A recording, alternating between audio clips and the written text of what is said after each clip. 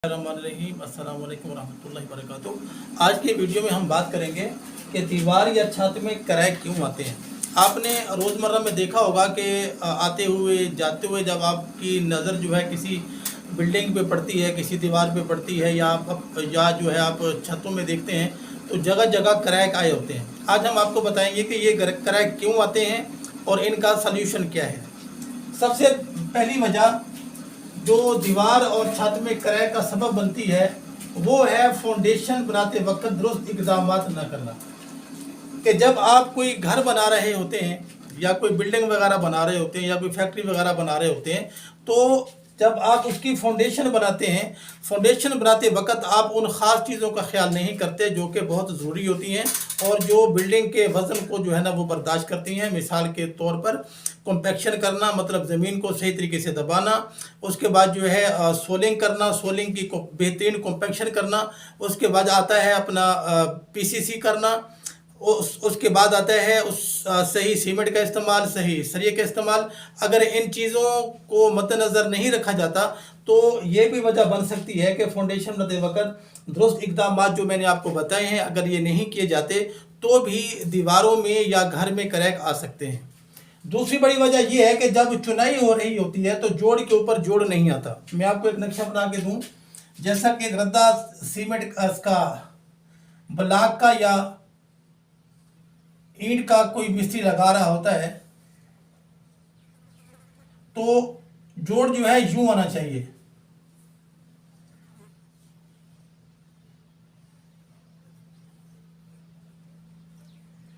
बाज़ औक़ात ये होता है कि मिस्त्री अनाड़ी होता है और वो जोड़ के ऊपर जोड़ दे देता होता है। एक ब्लॉक ये लगाया, एक ईंट ये लगाई तो उसके ऊपर ही दूसरी ईंट ये लगा दी।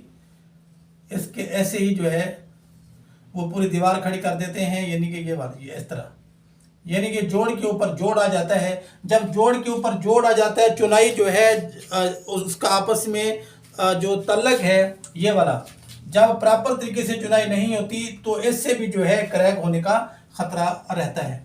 तीसरी चीज़ है फर्स्ट फ्लोर का नक्शा ग्राउंड फ्लोर से मुख्तलिफ होना। यानी कि आपने एक घर बनाया है और उसका जो नक्शा है नीचे वाला और है और ऊपर वाला और है। यानी कि नीचे वाला जो नक्शा है वो तो आपने प्लिंथ बीम के ऊपर बना दिया, लेकिन जब आप ऊपर की बिल्डिंग बना रहे होते हैं तो उसकी जो लोकेशन है वो ग्राउंड फ्लोर से अलग होती है। यानी कि आप स्लैब पर ही दीवारें बना देते हैं। जैसा कि आपके ये दो कमरे हैं, एक आपकी ये दीवार है, दूसरी आपकी ये दीवार है और ये आपका जो है समझे कि एक बाथरूम है। तो आप क्या करते हैं कि आप ऊपर की लोकेशन चेंज कर देते हैं। आप ऐसे कमरा बना देते हैं ऊपर और यूं जो है ऊपर बाथरूम बना देते हैं। मतलब ये दीवार जो है ये स्लैब के बिल्कुल ऊपर आ जाती है, ये दीवार स्लैब के ऊपर आ जाती है। और ये वजह भी हो सकती है कि स्लैब के ऊपर जब आप चुनाई का वज़न देंगे, उसके ऊपर फिर बीम का वज़न आएगा, उसके बाद फिर ऊपर स्लैब का वज़न आएगा तो आपकी छत में क्रैक आ सकता है। दूसरी जो चीज़ जो मैं आपको बता चुका हूँ कि फर्स्ट फ्लोर का नक्शा ग्राउंड फ्लोर से मुख्तलिफ होना। और आप इसके बाद आप क्या करते हैं कि जगह हासिल करने के लिए फर्स्ट फ्लोर को ग्राउंड फ्लोर से आप बड़ा कर देते हैं। यानी कि अगर आपने ग्राउंड फ्लोर का जो आपका नक्शा है वो 5 मरले का है, ऊपर आप जाके जो है ना वो छज्जे बढ़ा देते हैं। 4 फुट इस तरफ छज्जा बढ़ा देते हैं, 4 फुट इस तरफ छज्जा बढ़ा देते हैं और आगे पीछे इस तरह 4-4 फुट जो है ना वो आप छज्जा बढ़ा देते हैं। और आप नीचे वाली जो बिल्डिंग है उसके ऊपर आप वज़न बढ़ा देते हैं। ये वजह भी हो सकती है कि आपकी छत में या आपकी जो दीवारें हैं, बिल्डिंग की दीवारें हैं, उसमें क्रैक आ सकते हैं। पाँचवीं जो वजह है वो है रेती में सीमेंट की मिकदार का मुनासिब इस्तेमाल न करना। मतलब जैसा कि 5-1 का मसाला जो है वो चुनाई के लिए बनाया जाता है। बाज़ औक़ात बिल्डर लोग क्या करते हैं कि वो 10-1 का मसाला बना देते हैं या 8-1 का मसाला बना देते हैं।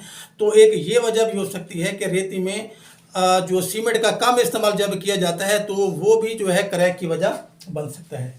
उसके बाद बारी है स्टील की, कि बाज़ औक़ात ये होता है कि जब आप किसी को काम ठेके पे दे देते हैं तो वो ठेकेदार की फिर अपनी मर्ज़ी होती है कि वो स्टील कितना डालता है।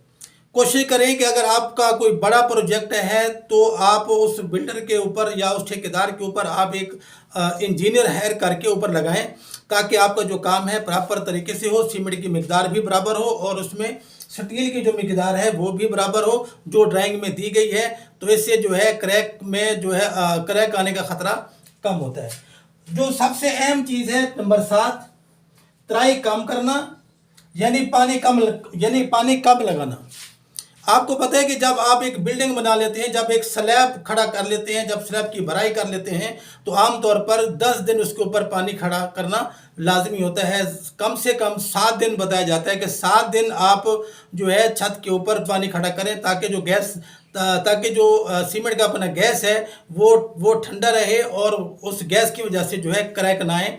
जब आप ये देखते हैं कि जब आप सीमेंट ये कोई दीवार प्लास्टर करते हैं या आप भराई करते हैं छत की या कोई भी ऐसा सीमेंट का काम करते हैं और आप प्रॉपर तरीके से उसकी जो है आप तराई नहीं लगाते, उस सीमेंट को ठंडा नहीं रखते, तो वो गैस जो है वो बाहर निकलता है जिससे वो क्रैक पैदा कर देता है। तो ये वजह भी हो सकती है कि तराई कम करने की वजह से, यानी पानी कम लगाने की वजह से भी जो है वो क्रैक छत में या दीवारों में आ सकते हैं।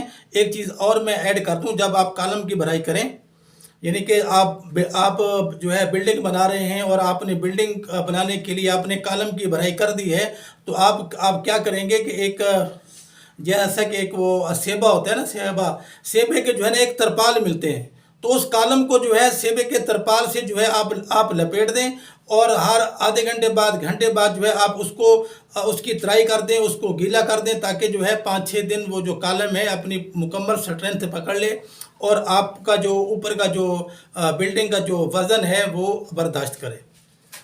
ये तो वजूहात हो गई कि जिसकी वजह से क्रैक आ जाते हैं, यानी फाउंडेशन बनाते वक्त आप दुरुस्त इकदाम नहीं करते, जैसे कॉम्पैक्शन वगैरह हो गई। उसके बाद जो है चुनाई में गलतियां होती हैं, जोड़ के ऊपर जोड़ आ जाते हैं, इससे भी क्रैक आते हैं।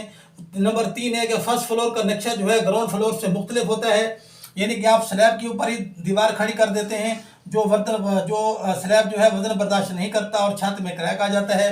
नंबर 4, जगह हासिल करने के लिए फर्स्ट फ्लोर को ग्राउंड फ्लोर से बड़ा कर देते हैं। जब आप यानी कि ग्राउंड फ्लोर जो आपने बनाया है उससे जो आपका ऊपर का जो फ्लोर है आप उसको बड़ा कर देते हैं, जो है ना वो क्रैक का सबब बनता है, क्योंकि जो फर्स्ट फ्लोर का वजन जो होता है वो ग्राउंड फ्लोर के ऊपर बहुत ज़्यादा आ जाता है। नंबर 5 है कि रेती में सीमेंट की जो मिकदार है वो मुनासिब मिकदार नहीं होती, वो कम मिकदार डालते हैं, तो कम मिकदार की वजह से भी जो है क्रैक आ सकते हैं। सरिये का कम इस्तेमाल करने से भी जो है ना वो क्रैक आ सकते हैं, क्योंकि जो वज़न जो होता है वो स्टील बेयर करता है और कंक्रीट जो है ना वो बेयर करती है। इनका अगर आप जो है प्रॉपर इस्तेमाल नहीं करते तो भी बिल्डिंग में या दीवारों में क्रैक आ सकते हैं। नंबर 7 जो है सबसे अहम है, वो है तराई कम करना। अगर आप तराई कम करते हैं, पानी का कम इस्तेमाल करते हैं, पानी बिल्डिंग को कम लगाते हैं, तो ये बहुत बड़ी वजह हो सकती है कि आपकी दीवार में, आपकी बिल्डिंग में या छत में क्रैक आ जाए। अच्छा, अगर आपकी बिल्डिंग या इसमें दीवार वगैरह में क्रैक आ गए हैं तो अब क्या करें? देखिए, क्रैक 2 किस्म के होते हैं। सबसे नंबर 1 है छोटा क्रैक। अगर आपकी बिल्डिंग में या दीवार में छोटा क्रैक आ जाता है तो वो आसानी से जो है उसको फिल किया जा सकता है। आप जर्मन गिल्लू लेके उसको पानी में हल करें अच्छी तरह से।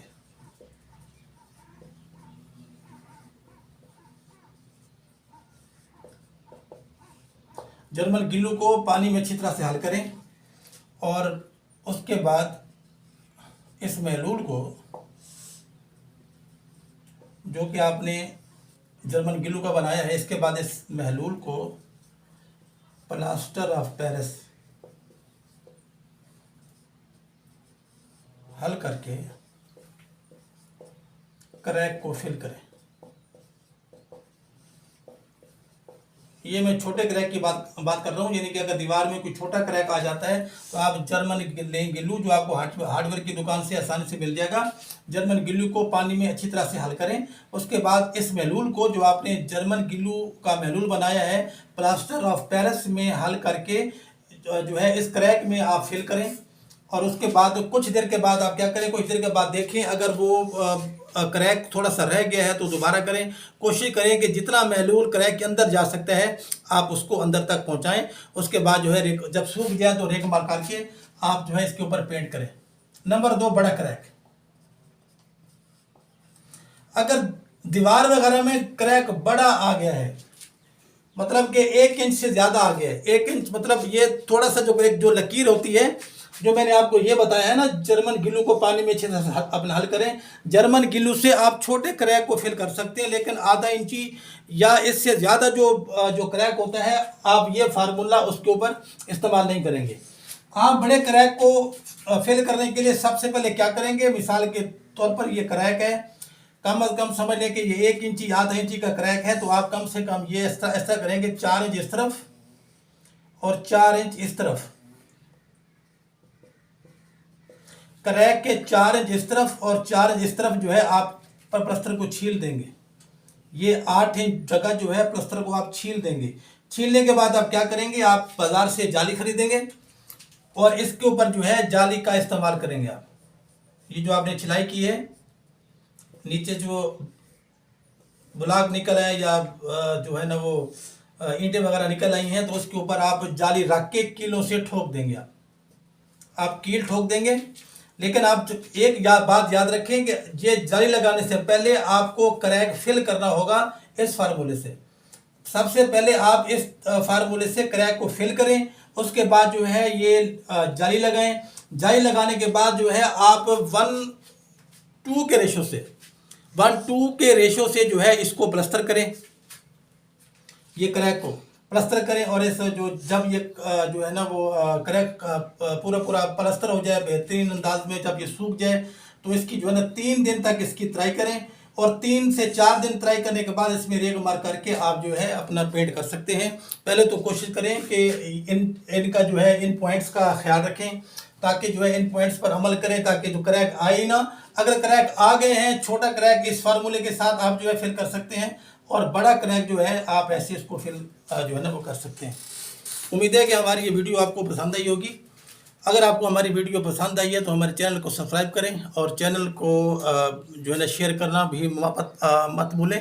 बेल आइकन के बटन को भी दबा दें ताकि हमारी आने वाली हर इन्फॉर्मेशन वीडियो आप तक पहुंच सके। अल्लाह हाफ़िज़।